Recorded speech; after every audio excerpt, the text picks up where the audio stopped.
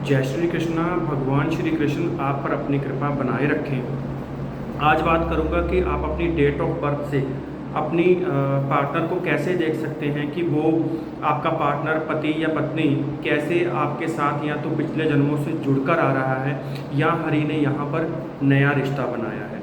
देखिए, आज के टॉपिक को शुरू करने से पहले मैं एक बात ज़रूर आपको समझाना चाहता हूँ। देखिए, आजकल का समा हम जब देखते हैं तो विवाह के लिए ही देखते हैं, जैसे हम उसी की बात कर लेते हैं। तो एस्ट्रोलॉजर कई बार पंडित जो हैं, जो आपके घर के आसपास रहते हैं, वो लोग क्या करते हैं कि कई बार तारा मिलान देख लेते हैं, उनमें कई चीज़ें और देख लेते हैं, राशियां देख लेते हैं।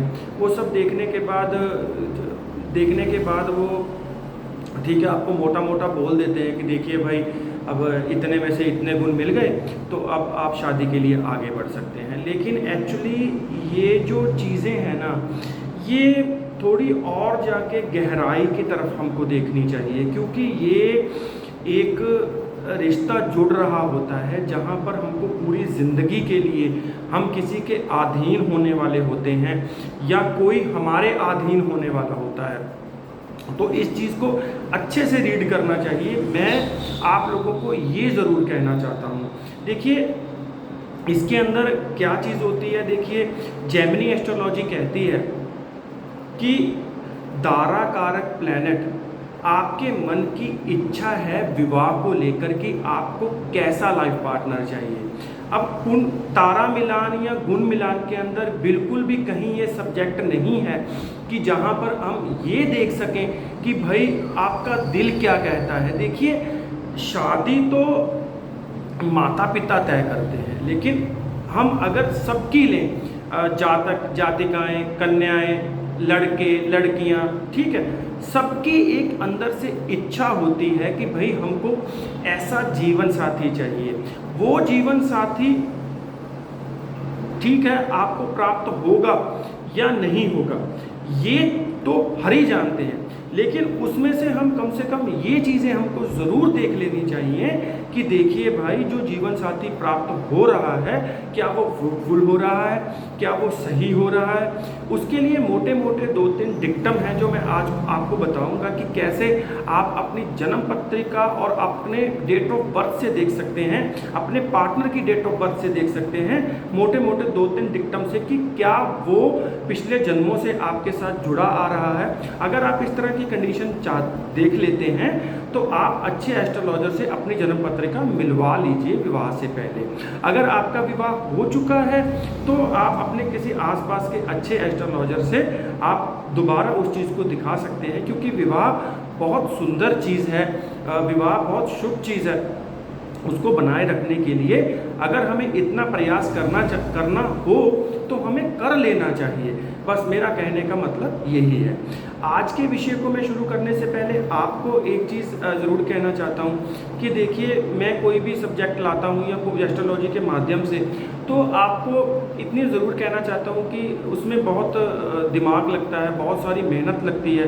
तो आपको वीडियो देखकर जाते जाते बस आपको वो बटन को पुश करना है, जिसे सब्सक्राइब कहते हैं, बेल आइकन को पुश करना है, ताकि आने वाली वीडियो की नोटिफिकेशन आपको मिलती रहे। और उसके बाद अगर आप अपनी जन्म पत्रिका मुझे दिखाना चाहते हैं तो अवश्य आप मुझे अपना सेवक समझकर मैसेज कर सकते हैं, कोई दिक्कत वाली बात नहीं है। जैसे आप अपने फैमिली मेम्बर से बात करते हैं, आप मुझसे भी बात कर सकते हैं। मैं भी तो आपके लिए आपकी फैमिली जैसा ही हूँ, तो क्या दिक्कत है, आप कर सकते हैं। आप मुझे अपना भाई समझ के कर सकते हैं, मुझे आप अपना दोस्त समझ के कर सकते हैं। अगर लेडीज़ हैं तो वो अपना भाई समझ के कर सकती हैं, अगर लड़के हैं, लड़कियां हैं, मेल हैं तो वो अपना मित्र समझ के कर सकते हैं, कोई दिक्कत वाली बात नहीं है। तो ठीक है, आप विषय शुरू करते हैं आज का। देखिए, जब भी हमें जन्म पत्रिका में ये देखना हो कि जो आपका पार्टनर है, पति या पत्नी, अगर वो पिछले जन्मों से हमारे साथ जुड़ के आ रहा है तो हम उसको कैसे देखें। सिंपल वे में अब आपको उसको कैसे देख सकते हैं, आपको आपके जीवन साथी की डेट ऑफ बर्थ देखनी है। डेट ऑफ बर्थ को भी साइड में कर दीजिए, आपको सिर्फ ये देखना है कि वो किस महीने में पैदा हुआ है। बस अगर आप अपनी पार्टनर की लाइफ पत्रिका में देखना चाहते हैं तो अपना महीना देख लीजिए, अगर आप अपनी कुंडली में देखना चाहते हैं तो आप अपने लाइफ पार्टनर का मंथ देख लीजिए। अब मंथ देखने से पहले, मंथ की बात स्टार्ट करने से पहले मोटा मोटा समझा देता हूँ कि कौन सा मंथ किस प्लैनेट के अधीन आता है। जैसे कि पहला महीना जिसे हम जनवरी कहते हैं वो सूर्य देव के अधीन आता है। दूसरा महीना जिसे हम फरवरी कहते हैं वो चंद्र देव के अधीन आता है। तीसरा महीना जिसे हम मार्च कहते हैं वो जुपिटर यानी कि गुरुदेव के अधीन आता है। चौथा महीना होता है जो वो राहु महाराज के अधीन आता है। पांचवा महीना जो साल का होता है वो मरकरी यानी कि बुध के अधीन आता है। छठा महीना जो साल का होता है वो शुक्र महाराज के अधीन आता है। सातवां महीना केतु महाराज के अधीन आता है। आठवां महीना कर्म फलदाता शनि महाराज के अधीन आता है। नौवां महीना गुरुदेव बृहस्पति के अधीन आता है। 10वां महीना फिर जिसे हम कहेंगे कि सूर्य महाराज के अधीन आता है। और 11वां महीना चंद्र महाराज के अधीन आता है। और 12वां महीना लास्ट में फिर जिसे हम दिसंबर कहते हैं वो गुरुदेव बृहस्पति के अधीन आता है।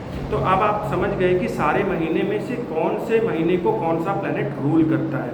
अब अगर आप अपने पार्टनर के महीना देखिए, अब उसके बाद उस महीने के लॉर्ड को पकड़ लीजिए। बस मान लीजिए कि आपके पार्टनर का जन्म जो है वो 5वें महीने में हुआ है, तो सिंपल वे में आपको मरकरी को देखना है। क्या मरकरी आपकी जन्म कुंडली में आपके लगन लॉर्ड के साथ बैठा है या 7th हाउस में बैठा है या लगन लॉर्ड पर दृष्टि है।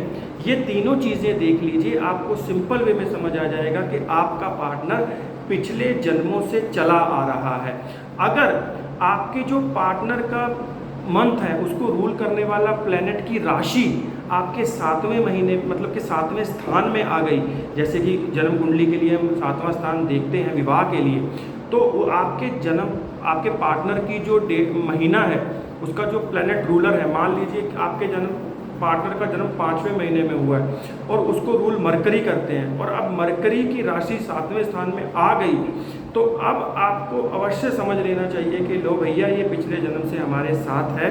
तो अब ये लाइफ जो है इसमें कई चीज़ें ऐड हो जाएंगी पास्ट लाइफ से भी।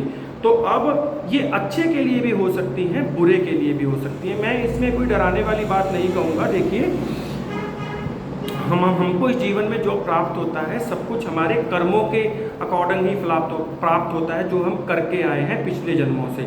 तो इसीलिए शादी में भी ये चीज़ ऐड हो जाती है। आपको ये चीज़ सिंपल वे में देखनी है। अगर तो आपके पार्टनर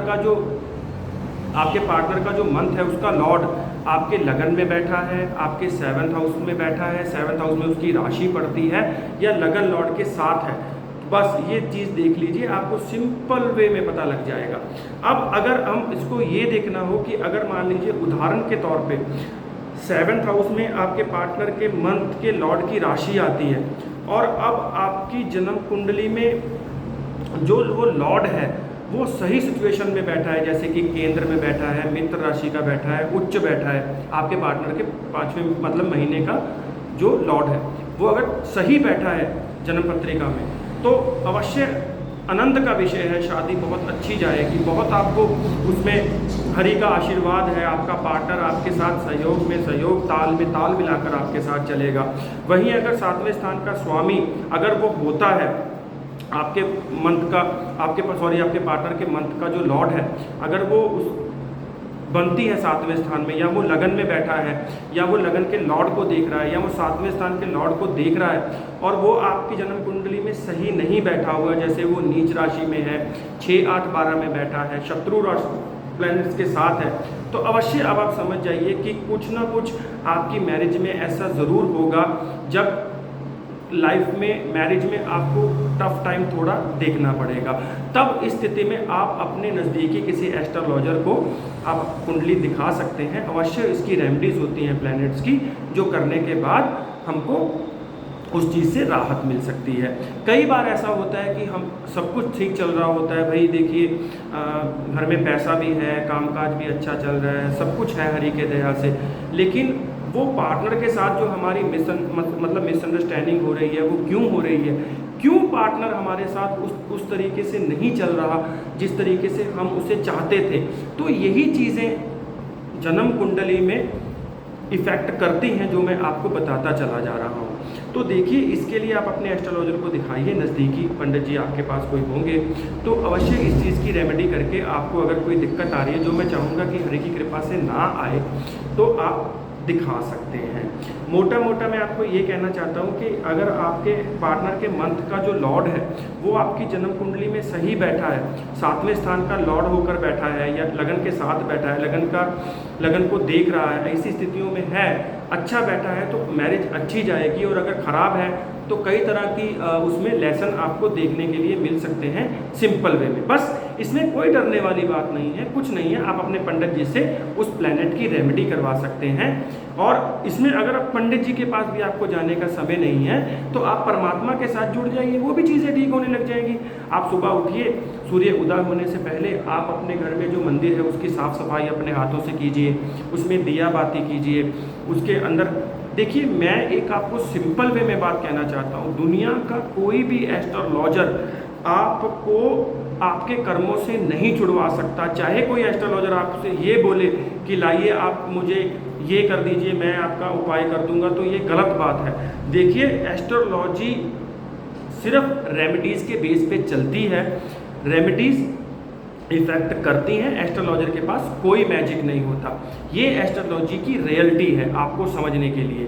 तो अवश्य आशा करता हूँ कि जो मैंने आपको वीडियो यूज़फुल लगी हो। अगर वीडियो यूज़फुल लगी हो तो दास को सब्सक्राइब करिए, चैनल को शेयर कर दीजिए और बेल आइकन को पुश करिए ताकि वीडियो की नोटिफिकेशन मिल जाए। देखिए, आपके एक सिर्फ शेयर करने से, सब्सक्राइब करने से, आपके मुझे सपोर्ट करने से मेरे जैसे साधारण आदमी को बल मिलेगा। बस अगर आप इतना कर देंगे तो बस हरि की कृपा है आपके ऊपर, बस इतना कहना चाहता हूँ। और जाते जाते ये कहना चाहता हूँ कि अगर आप जन्म कुंडली मुझसे दिखाना चाहते हैं तो अवश्य आप मेरे व्हाट्सअप नंबर पे मैसेज कर सकते हैं। और दूसरे जाते जाते फिर यही कहना चाहूँगा कि श्री कृष्ण हमेशा आप पर अपना आशीर्वाद बनाए रखें। जय श्री कृष्ण, राधे।